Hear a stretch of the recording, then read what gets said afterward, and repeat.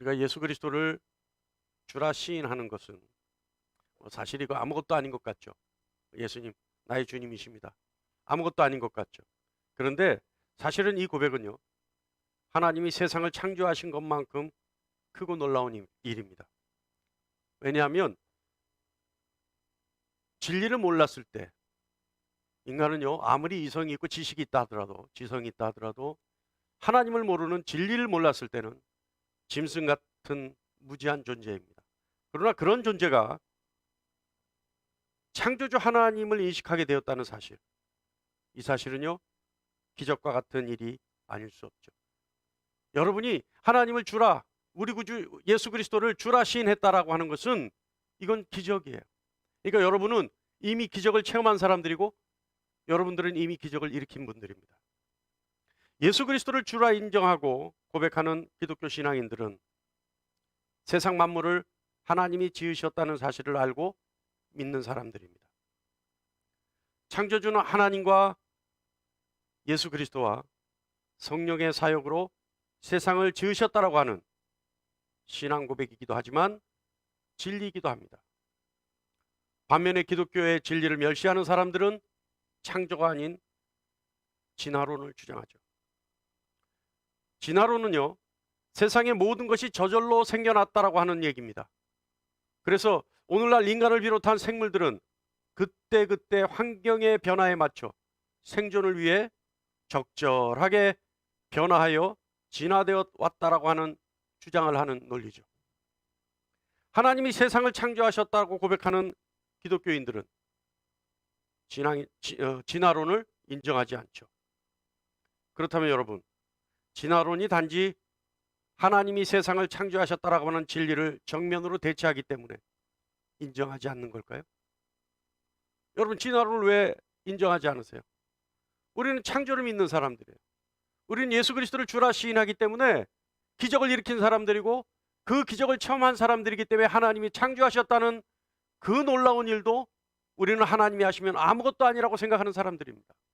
그렇기 때문에 우리는 진화론을 거부하죠. 그러나 여러분, 진화론이 단순하게 하나님이 세상을 창조하신 진리에 대해 부정하는 모순적인 이론이라는 이유만으로 인정하지 않는 걸까요? 여러분 어떻게 생각하세요? 그냥 진화론이 하나님이 창조하셨다라고 하는, 우리는 그것을 진리라고 인정하고 그것이 진리인 것을 알고 있는데 그 진리를 부정하는, 거부하는 사람들의 모순된 논리이기 때문에 거부하는 겁니까? 창조론과 진화론, 여러분 그 차이점이 뭐예요?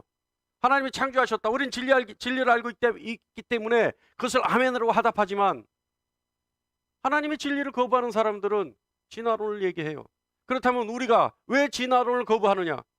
우리가 알고 있는 진리인 하나님이 이 세상을 창조하셨다라고 하는 이 진리를 그들이 모순되게 주장하기 때문에 우리가 거부하는 겁니까? 아니에요. 단순히 그것 때문에 우리가 거부하는 거 아니에요. 진화론은 마귀의 계계입니다. 여러분 생각해 보세요. 진화론에 의하면 인간의 조상은 원숭이와 같은 유인원이라고 얘기합니다. 단순하게 얘기한다면 인간의 조상이 원숭이와 같은 과에 속하는 유인원이기 때문에 인간은 동물로부터 모든 것을 물려받았다라고 하는 결론이 나오게 되죠. 다시 말하면 아무런 이성의 판단 능력 없는 동물을 인간의 조상으로 만들어버리면, 잘 들으세요, 아담과 하와가 저질렀던 인간의 원죄에 대해 부정할 수 있기 때문에 이것은 마귀의 계계입니다. 인간은 하나님 앞에 죄를 지은 존재죠. 그래서 인간이 하나님 앞에 지은 죄를 해결하기 위해 예수 그리스도께서 이 땅에 오셨습니다. 그리고 예수 그리스도께서 십자가에 죽으신 것 역시 인간의 죄를 해결하기 위해 죽으신 겁니다. 예수 그리스도의 부활 역시 인간의 죄가 해결되었다라고 하는 하나님의 선포인 것이죠. 이 모든 기독교의 진리와 그 패러다임 전체를 완전히 부정할 수 있는 것이 진화론입니다. 기독교를 지탱하고 있는 이론적 틀 자체를 모조리 부정하게 만드는 것이 진화론입니다. 기독교에 있어서 인간의 죄는 가장 중요하게 생각되어지고 가장 고민해야 될 중요한 부분입니다. 사실 세상 종교가 다 그렇죠. 세상 종교가요, 다 인간의 죄에 대해서 얘기하고 있습니다. 인간의 죄에 대한 해결 방법들을 얘기하고 있습니다. 그리고 그 방법을 제시하고 있죠. 그러나 기독교는, 기독교의 정체성은 인간의 죄로부터 시작하고 인간의 죄의 해결로 결말을 맺습니다. 사랑하는 여러분, 그렇다면 인간의 죄가 무엇이길래 우리 기독교에서는 그렇게 중요하게 생각하는 것일까요? 세상 종교는 죄를 도덕적 윤리적 관점에서의 죄를 얘기합니다. 그러나 우리가 믿는 죄는, 우리가 믿는 기독교의 죄는 전혀 다르죠. 오늘은 하나님이신 예수 그리스도께서 해결하시기 위해 이 땅에 오셨고 십자가에 죽으시기까지 하셔야만 해결되는 인간의 죄에 대해서 생각해 보고자 합니다. 인간의 죄를 한마디로 정의하면 신에 대한 인간의 고의적인 행위가 죄입니다. 여러분, 죄를 어떻게 생각하세요? 죄. 우리 흔히 얘기하잖아요, 죄. 근데 여러분, 죄가 뭐라고 생각하십니까? 타종교에서 얘기하는 도덕적 윤리적 죄가 죄인가요? 물론 그것도 죄일 수 있죠. 그러나 기독교가 얘기하는 죄는요, 신에 대한, 다시 말하면 하나님에 대한 인간의 고의적 행위가 죄입니다. 하나님 앞에 인간이 모르고 지은 죄뿐만 아니라 그것이 하나님에 대한 반역이라는 사실을 알고도 자기 자신 하나님과 같이 되기 위해 스스로 저지른 행위가 죄입니다. 성경에서 인간이 그와 같은 죄를 저지른 것을, 그 사건을 바로 아담과 하와의 선악과를 먹어버린 사건이라고 얘기할 수 있습니다. 아담과 하와가 저지른 선악과 사건에 의해 드러나는 인간의 죄의 본질, 무엇일까요? 그 먼저 알아볼까요? 선악과 사건에서 드러난 아담과 하와의 죄의 본질은, 근데 여러분, 이 아담과 하와가 저지른 죄의 이 본질을 따져보면요, 우리 삶에 적용시켜보면 우리에게도 그 모습이 그대로 나와요. 그래서 아무리 부정한다고 해도 아담과 하와가 지은 그 원죄의 유전 부정할 수가 없어요. 사람들은 그러죠. 아담과 하와가 지은 죄가 나와 무슨 상관이 있길래 내가 하나님 앞에 회개를 해야 되느냐, 내가 왜 원죄를 지은 죄인이라고 얘기하느냐. 그런데요, 아담과 하와가 저지른 이 죄의 본질을 자세히 들어보면 오늘날 우리의 삶에 그대로 내가 저지르고 있다는 사실을 발견할 수 있어요. 한번 들어볼까요?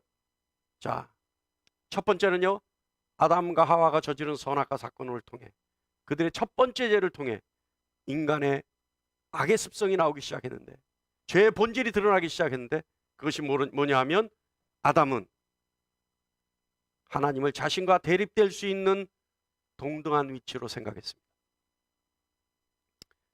아담이 그와 같이 생각했기에 자신이 선악과만 먹으면 언제든지 하나님과 같이 될 수 있을 것이라고 생각했죠. 그래서 그들은 자신들을 중심으로 모든 것을 결정하고 행동으로 옮겼습니다. 그래서 결과적으로 선악과를 먹어버렸죠. 두 번째는요, 아담은 자신의 뜻을 하나님의 뜻에 굴복시켜야 한다는 것을 알면서도 거부했어요. 그래서 아담은 왜 선악과를 먹었는지 책망하시는 하나님의 말씀에 뭐라고 답한 줄 아세요? 아담은 이렇게 답했습니다. 하나님이 주신 여자가 열매를 내게 줬기 때문에 먹었습니다. 이렇게 강변했죠. 여러분, 이 말 뜻은 무슨 뜻이에요? 하나님의 뜻에 굴복해야 된다는 것을 알면서도 자기 자신의 합리화를 위해, 자기 자신 뜻대로 한 것에 대한 합리화를 위해 아담이 했던 얘기입니다. 우리는 알고 있죠. 우리가 살아가면서 무엇보다 하나님의 뜻에 순종해야 된다는 것을 우리는 알고 있습니다. 그런데 결과를 보면 하나님의 뜻을 알면서도 애써 모른 척하고 자신의 뜻대로 살았던 것을 알 수 있습니다. 그래서요, 하나님의 뜻에 순종하기 위해서는 우리 스스로가 완전한 마음이 필요합니다. 그리고 무엇보다 용기가 필요합니다. 순종은요, 용기 없으면 할 수가 없어요. 순종은요, 세상 것을 버려야 되는 용기, 세상 것을 끊어야 되는 용기, 나 자신의 의지를 끊어야 되는 용기, 나 자신의 것을 버려야 되는 용기가 필요합니다. 우리의 뜻보다 하나님의 뜻을 우선시할 수 있는 저와 여러분이 되기를 간절히 축원합니다. 세 번째는요, 그들은 하나님이 자기 자신의 삶을 간섭하도록 허용하지 않았어요. 오히려 자신들의 권리가 침해당하고 있다고 생각했습니다. 그래서 아담과 하와는 모든 것이 허락되었던 에덴 동산에서의 생활에서 단 하나, 선악과를 먹지 말라고 하는 하나님의 말씀을, 자신들의 삶을 하나님이 지배하고 침해하고 있다고 생각했죠. 그렇기 때문에 하와는 뱀의 유혹에 만지지도 말라 하셨다라고 대답했습니다. 뱀이 물었죠. 정말 하나님이 먹지 말라 하시더냐. 하와가 그러죠. 먹기는커녕 만지지도 말라 그랬다. 이게 무슨 뜻이냐면 하나님의 명령이 자신들의 권리를 침해했기 때문에 억울하다는 의미예요.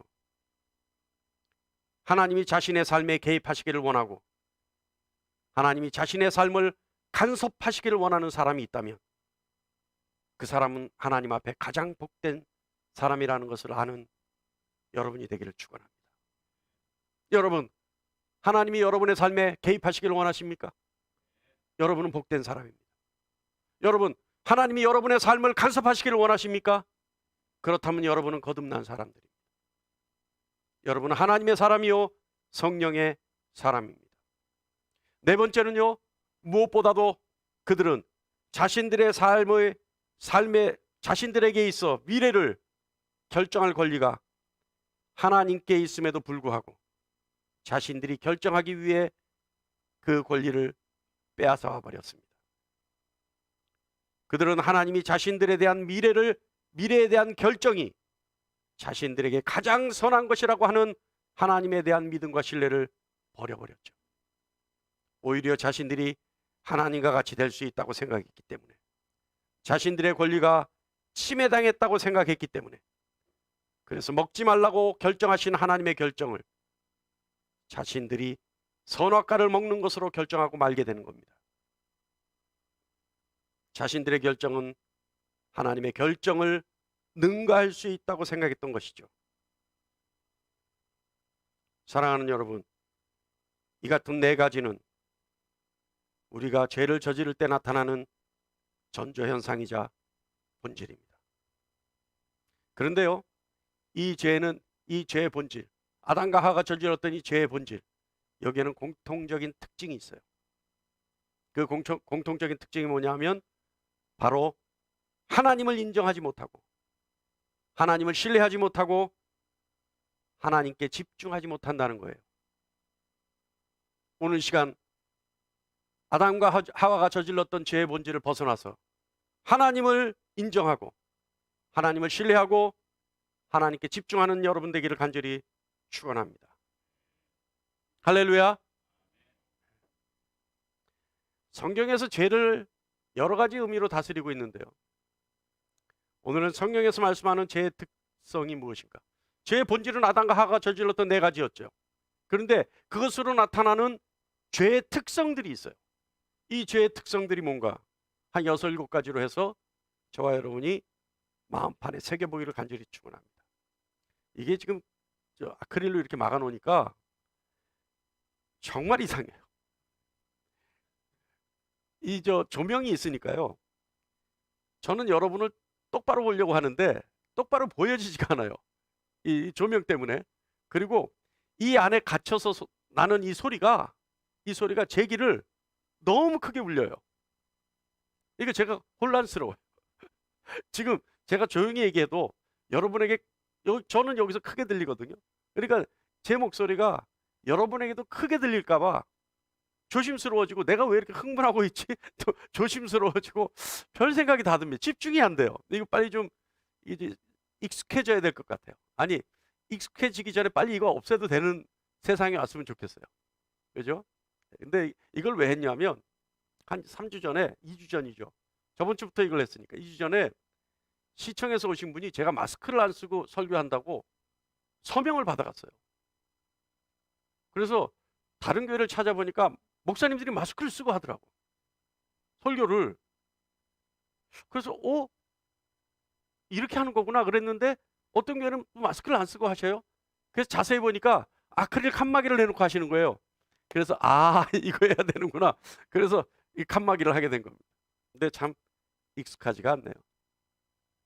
자, 여러분, 이제부터 우리가 집중해서 한번 들어봐야 돼요. 조금 전까지는 서론이었어요. 이제는 죄의 특성이 뭐냐, 아담과 하와가 저질렀던 죄의 본질적인 의미는 알겠는데, 그렇다면 죄가 우리에게 어떤 역할을 하느냐, 우리 삶에 어떤 영향을 끼치느냐, 죄는 우리에게 우리 삶에 있어 과연 무엇이길래 우리는 죄에 대해서 꼼짝할 수 없고 죄의 결과가 우리에게 사망일 수밖에 없겠느냐. 함께 나눠보겠습니다. 첫 번째는요, 인간의 죄는 인간에게 반드시 죄책이라고 하는 멍에를 씌웁니다. 이 죄책이라고 하는 것은요, 처벌 또는 정죄라는 의미입니다. 그러니까 인간에게 있어 인간이 죄를 지으면요, 반드시 죄책이 따른다는 거예요. 죄를 저지르면 죄책을 갖게 되는 것이고, 죄책을 갖게 되면 그때부터 그 죄책에 대해서 두려움을 갖게 되죠.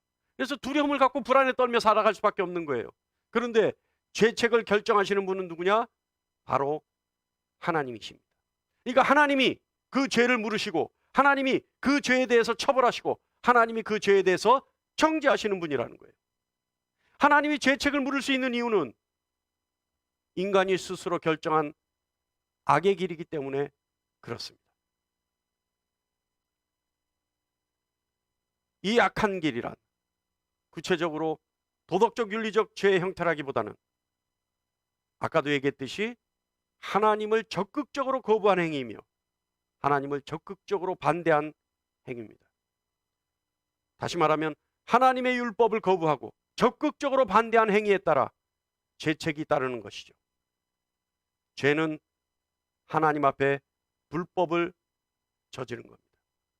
하나님 앞에 저지른 불법은 반드시 죄책이 따른다는 사실을 명심하기 바랍니다. 여러분, 죄책이 우리의 삶에 얼마나 큰 악영향을 끼치는 줄 아세요? 제가 여러 번 상담을 해보면요, 많은 분들이 죄책에 눌려서 자유롭지를 못해요. 많은 분들이 죄책에 눌려서 꼼짝을 하지 못해요. 죄책에 눌려서 꼼짝 못하고 자유롭지 못한 것을 사람들은 착하게 봐요. 왜냐하면 길을 피지 못하니까. 길을 피고 살아가질 못하니까 착하게만 봐요. 그 사람이 착하다고만 생각해요. 그러나 자세히 들여다보면 아니에요. 죄책에 눌려서, 죄과가 두려워서 길을 피지 못하는 거예요. 그럼 방법은 뭡니까? 방법은 뭐예요? 하나님 앞에 죄를 고백하는 거예요. 그래서 그 죄로부터 용서를 받고 그 죄책으로부터 자유로워져서 진정한 자유를 누릴 수 있는 겁니다. 요한일서 4장 3절에 죄를 짓는 자마다 불법을 행하는 자니 죄는 불법이라. 누구 앞에서 불법이에요? 하나님 앞에서 율법을 저지른 불법입니다. 하나님을 의도적으로 거부하고 하나님을 적극적으로 반대한 죄, 불법입니다. 오늘 이 자리에 있는 저와 여러분, 또 가정에서 예배하는 우리 아멘교회 성도들은 하나님을 마음으로부터 영접하고 하나님을 진정으로 인정해 드릴 수 있는 저와 여러분 되기를 간절히 축원합니다. 죄의 특성은요, 경중이 없어요. 죄는 절대적이에요.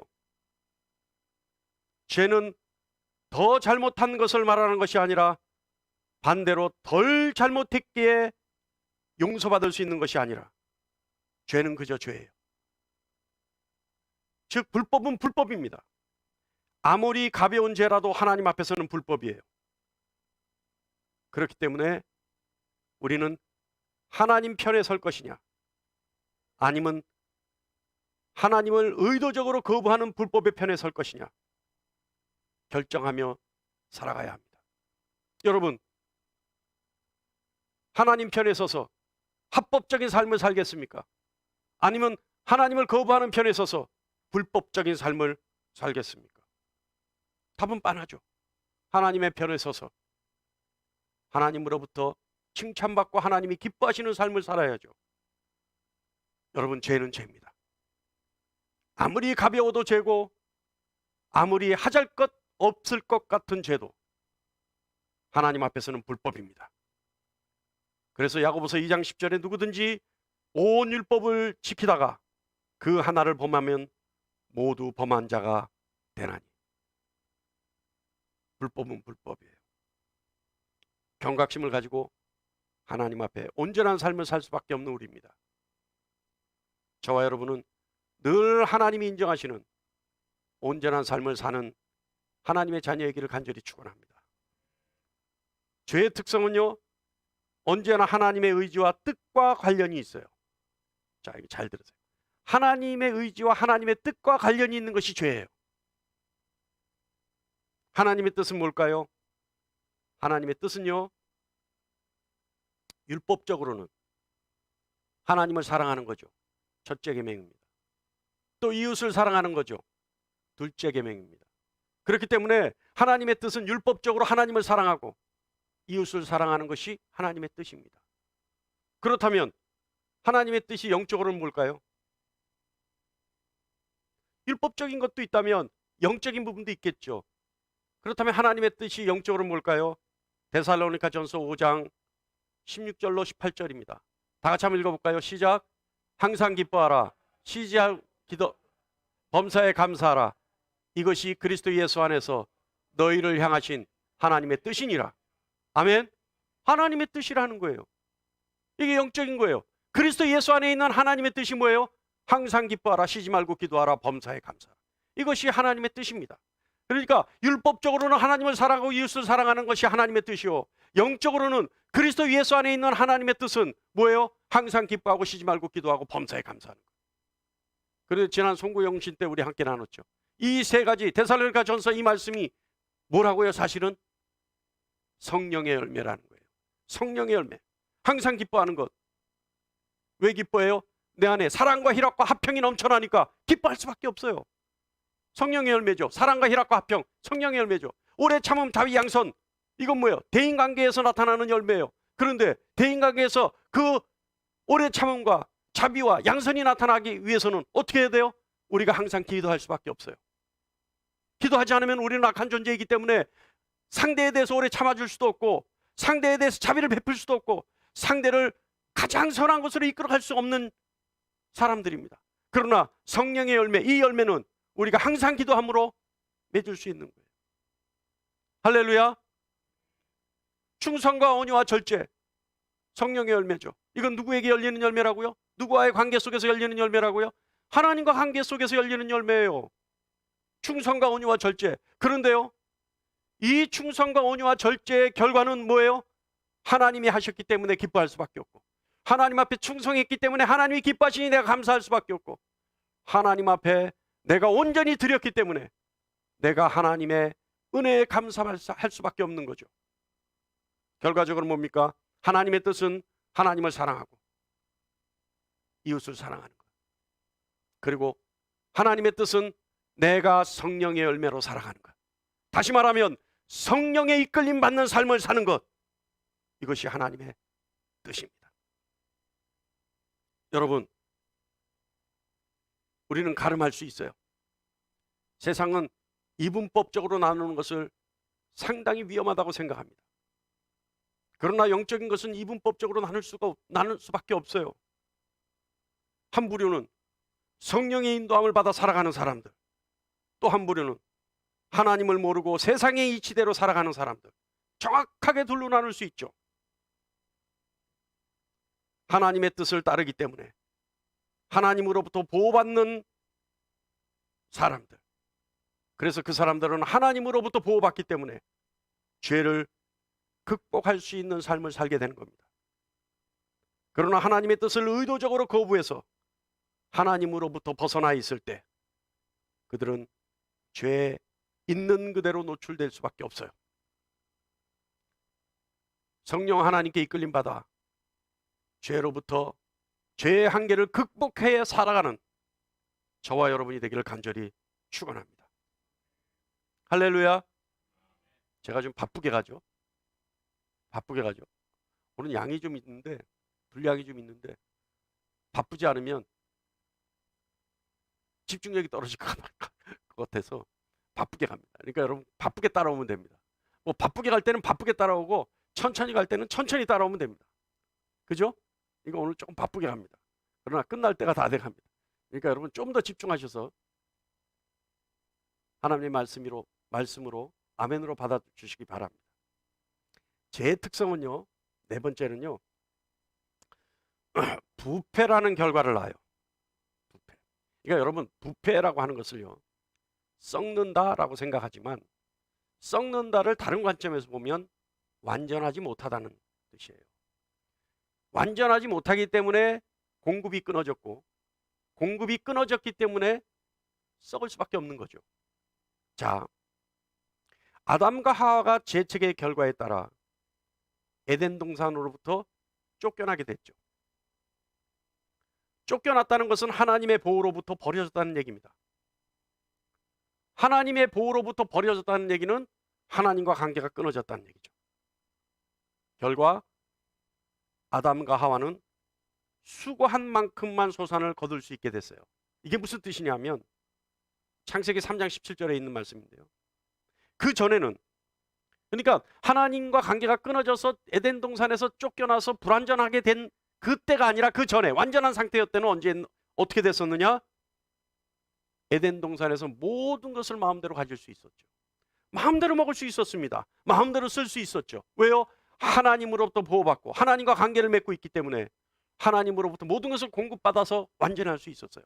그러나 하나님과 관계가 끊어지고 하나님으로부터 쫓겨나서 에덴 동산에서의 삶이 끊어진 후에는 어떻게 됐어요? 완전하지가 않으니까 자신이 수고한 만큼만 먹을 수가 있었어요. 풍요를 누릴 수 없었다는 얘기죠. 완전하지 않았다는 얘기입니다. 그러나 아담과 하와가요, 카인과 아벨을 낳죠. 아담과 하와가 카인과 아벨을 낳았는데 카인이 우리가 알다시피 아벨을 죽이는 죄를 저지르고 맙니다. 그래서 하나님과 완전히 단절되어 버리죠. 그랬을 때 카인은 어떻게 돼요? 하나님과 완전히 단절되어서 완전히 부패된 결과 카인은 아무리 수고해도 땅이 그 효력을 내지 못해요. 완전하지 않고 완전히 부패해버렸다는 얘기입니다. 여러분, 우리는 하나님과 관계를 맺고 하나님과 온전한 관계로 회복되어지고 하나님으로부터 보호받아야지만 부패되지 않고 완전할 수 있습니다. 그러나 하나님과 관계를 단절시키고 우리로부터 불완전하게 만드는 요소는 죄입니다. 우리는 죄 때문에 부패할 수밖에 없고 우리의 죄로 인해 부패하기 때문에 악이 스스로 생성될 수밖에 없습니다. 죄를 단절하고 하나님과 관계를 회복할 수 있는 저와 여러분 되기를 간절히 축원합니다. 죄는요, 그 특성이 있는데 죄는 언제나 마음속에 거해요. 죄가 마음속에 거한다는 건 무슨 뜻이에요? 죄가 마음속에 거하기 때문에 죄책이 발동이 되는 거예요. 죄가 마음속에 거하기 때문에 우리가 그 죄를 행동으로 옮길 수 있는 겁니다. 마음은요, 영혼의 중심기관이죠. 인간의 삶은 마음에서부터 시작된다고 해도 과언이 아닙니다. 죄는 마음에서 나서 지성을 간섭하고 의지를 장악해서 행동으로 나타나게 되는 거죠. 다시 말하면 죄는 인간의 영과 육 전체에 영향을 미치고 작용하는 겁니다. 죄 가운데 있는 사람은 하나님의 진노의 대상이죠. 마태복음 15장 18절로 19절 말씀에 의하면 입에서 나오는 것은 마음에서 나오나니 이것이야말로 사람을 더럽게 하느니라. 마음에서 나오는 것은 악한 생각과 살인과 간음과 음란과 도적질과 거짓 증언과 비방이니. 어떻게 해요? 이 악한 것은 마음에서부터 난다는 거예요. 이 악한 것은 마음에 있다는 거예요. 그래서 우리 자신은 마음을 다스리는 방법을 가져야 합니다. 마음을 다스릴 수가 있어야 돼요. 왜냐하면 마음에 죄가 거하기 때문에 그래요. 주님 말씀하시는 거 아니에요? 악한 생각과 살인과 간음과 음란과 도둑질과 거짓 증언과 비방은 마음에 거한다는 거예요. 그래서 그 마음이 우리의 지성을 자극하고 우리의 이성을 자극하고 우리를 지성을 꼼짝없이 점령시켜서 우리가 행동으로 나올 수밖에 없게 만드는 죄라는 거예요. 마음에 있는 것이 행동으로 드러났을 때 우리는 하나님 앞에 하나님을 거부하는 죄를 짓게 되는 겁니다.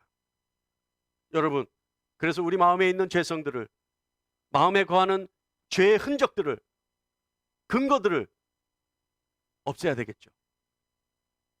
어떻게 하면 없앨 수 있어요? 저는요, 시편 50편 10절 말씀을 내 마음을 다스릴 때 가장 쉽게 하는 방법이에요. 저 시편 50편 10절 말씀 51편 10절 말씀을 읽으면서요, 저는 제 마음을 다스립니다. 다 같이 한번 읽어볼까요? 시작. 하나님이여 내 속에 정한 마음을 창조하시고 내 안에 정직한 영을 새롭게 하소서. 아멘. 여러분, 정말 저 말씀이 효력이 있습니다. 다시 띄워주실래요? 저 말씀이 정말 효력이 있습니다. 여러분 마음에 갈등이 생기고 여러분의 마음에 죄악된 씨앗이 발아하려고 할 때 하나님이여 내 속에 정한 마음을 창조하시고 내 안에 정직한 영을 새롭게 하소서. 근데 여기서요, 저걸 좀 풀려고 했더니 시간이 없으니까 그냥 가겠습니다. 다음에 한번 저걸 풀 수 있는 시간이 있을 것 같습니다. 죄의 특성은요, 죄는 자신의 행동만을 말하는 것이 아니라는 거예요. 잘 들으세요. 죄는 행동으로 드러나야지만 죄가 아니라는 겁니다. 죄는 겉으로 드러나는 것만을 말하는 것이 아니다. 죄악된 습관과 영혼의 상태까지도 말하는 것입니다. 죄악된 습관과 영혼의 상태 그리고 행동, 이것은 서로 연결되어 있습니다. 잘 들으세요. 죄악된 상태는 죄악된 습관을 갖게 하고 죄악된 습관은 죄악된 행위를 낳게 합니다. 반대로요, 죄악된 행위는 죄악된 습관을 낳게 하고 죄악된 습관은 죄악된 상태에 빠지게 합니다. 인간의 죄악된 상태, 습관, 행위는 부패한 기질이죠. 죄의 특성입니다. 이 상태에서는 절대 하나님의 말씀에 순종할 수가 없습니다. 죄악된 습관과 죄악된 행위와 죄악된 상태에 놓여 있는 자는 절대 하나님과 관계를 회복할 수가 없습니다. 갈라디아서 5장 17절에 육체의 소욕은 성령을 거스리고 성령은 육체를 거스리나니 이 둘은 서로 대적하므로 너희가 원하는 것을 하지 못하게 하려 함이니라. 여러분, 오늘 새 벽두, 새 첫 시간입니다. 우리 아멘교회 성도님들 분명히 그러실 것 같아요. 우리 목사님 참 특이하다. 다른 교회 메시지는 오늘 분명히 금년 한 해 잘 될 거다, 좋을 거다, 희망을 주고 소망을 주고 용기를 주는 메시지가 나올 텐데 우리 목사님은 왜 새벽도 첫 메시지가 죄에 대한 것일까? 그런 분도 있을 것 같아요. 아, 내가 정말 교회를 잘못 선택했어. 그런 분도 있을 것 같아요. 지금까지 설교가 너무 빨리 왔는데, 말씀 전하는 게 너무 빨리 왔는데 유튜브로 다시 들어보시기 바랍니다. 우리 성도님들도, 유튜브로 보시는 분들도 사실은 분량이 많은 말씀이라 함축시켜서 응집된 단어들을 가지고 선택해서 열거 했는데 잘 못 알아들을 수 있어요. 그러니까 유튜브로 다시 한번 들어보시면 좋습니다. 좀 전에 얘기대로 왜 새해 첫날, 첫 예배에 우리는 우리의 죄를 언급하지 않으면 안 됐을까? 그런데 사실은요, 여러분, 기독교의 능력은 죄를 해결하는 것으로부터 시작됩니다. 기독교는 죄를 아는 것으로부터 시작돼요. 그래서 그 죄를 정확하게 알고 죄가 무엇인지 판단하고 그래서 그 죄를 해결하는 것으로부터 기독교의 능력이 시작되는 겁니다. 그래서 죄를 해결함으로 새 힘을 얻는 것이고 용기를 갖는 것이고 새 삶을 누리게 되는 겁니다. 지난주에요, 20개월 남짓한 어린이가 있어요. 그래서 그 어린이를 신방 갔었습니다. 왜 신방을 갔냐면 그 어린이가 남자 어린이인데 신생아 당뇨라는 희귀병을 앓고 있어요. 우리나라에서 10명밖에 없대요. 그러니까 소아당뇨가 아니라 신생아 당뇨. 이거 다른 거랍니다. 그래서 지금까지 그 신생아 당뇨를 앓고 있는 가장 나이 많은 어린이가 10살이래요. 그러니까 아주 희귀한 병이죠. 그러니까 의사 선생님들도 데이터가 없기 때문에 이 애를 어떻게 치유해야 될지 방법을 모르는 거예요. 우리 이 어린이는 왼쪽 뇌가 상당히 데미지를 입었기 때문에 오른쪽에 팔과 다리를 어렵게 씁니다. 그러니까 어려우니까 본인이 움직이기 힘드니까 안 쓰려고 해요. 가보니까 안 쓰려고 해요. 그러니까 쓸 수는 있는데 안 쓰려고 하니까 자꾸 약해지는 거죠. 근데 그 부모님들이 예수님을 몰라요. 제가 우리 고창배 조혜련 집사님 부부로부터 그 아이에 대해서 얘기를 듣고 가겠다 그랬어요. 하나는 그 아이 20개월 됐잖아요. 안타깝잖아요. 그래서 그 아이를 회복시키고 치유시키기 위해서 가려고 했고, 두 번째는 그 아이의 부모님들이 예수를 모르기 때문에 복음을 전하러 가기로 했습니다. 갔어요. 가서 복음을 전했습니다. 어떤 복음을 전했는지 아세요? 죄가 무엇인지에 대해서 설명을 했어요. 예수님이 누구인지에 대해서 설명을 하려면 죄가 무엇인지에 대해서 알아야 될 거 아닙니까? 죄란 어떤 것인지에 대해서 알아야 할 거 아닙니까? 그 아이의 어머니를 앉혀놓고 30분 동안을 죄에 대해서 설명을 했어요. 그래야 예수님이 우리 죄를 사시기 위해 십자가에 달려 돌아가신 것이 은혜가 될 수 있잖아요. 그래야 예수님이 왜 죽으셨는지에 대해서 납득이 될 거 아닙니까? 우리가 우리 죄도 모르는데, 우리가 저지른 죄가 무엇인지도 모르는데, 그 죄의 결과가 무엇인지도 모르는데 예수님이 우리 죄 때문에 죽었다는 사실이 뭐가 그리 큰 은혜가 될 수 있겠습니까?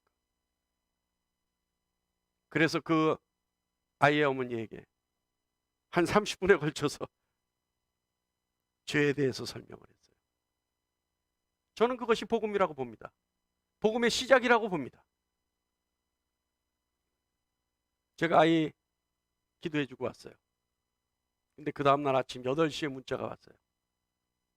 이제 20개월 된 어린아이죠. 목사님 감사합니다. 문자가 왔어요. 우리 아이가 오늘 아침 당 수치가 정상으로 돌아갔어요. 아이가 태어나서 처음이랍니다. 아이가 태어나서 20개월 만에 당 수치가 정상으로 들어간 게 처음이래요. 제가 기도해서 제가 능력 있는 사람이라 그런 거 아닙니다. 제가 기도할 때 하나님이 들어주셨기 때문에 그런 겁니다. 제 기도를 하나님이 적극적으로 귀 기울여 주셨고 들어주셨기 때문에 그렇습니다. 그런데 왜 그랬을까요? 특별히 제가 잘난 사람이라 그럴까요? 특별히 제가 깨끗한 사람이라 그럴까요? 제가 능력의 기도를 하기 때문에 그럴까요? 아니에요. 제가 진정한 복음을 전했기 때문에 그래요. 하나님이 원하시는 복음을 제가 전했기 때문에 하나님이 제 기도를 들어주신 거예요. 할렐루야. 여러분, 죄를 아는 것이 진리의 시작입니다. 우리가 저지른 죄를 아는 것이 진정한 자유의 시작입니다.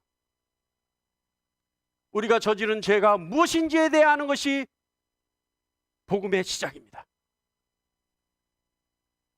2021년 이 한 해 저는 여러분에게 당부합니다.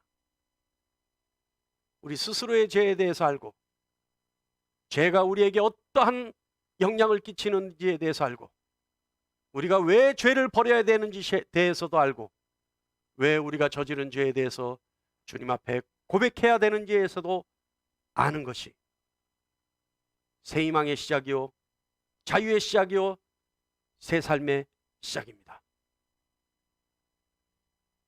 죄를 아는 것이 진리를 아는 것의 시작입니다. 요한일서 1장 8절 말씀 우리 다 같이 한번 읽어보고 기도하겠습니다. 다 같이 시작. 만일 우리가 죄 없다고 말하면 스스로 속이고 또 진리가 우리 속에 있지 아니할 것이요. 아멘. 우리가 죄를 아는 것, 우리가 죄인이라고 생각하는 것, 우리가 죄인이라고 고백하는 것, 진리를 알고 있고 우리 속에 진리가 있다라고 하는 증거입니다. 회피하지 아니하고 죄와 당당하게 맞서 오히려 죄가, 악이 우리를 피할 수 있는 저와 여러분이 되기를 간절히 축원합니다. 기도하겠습니다.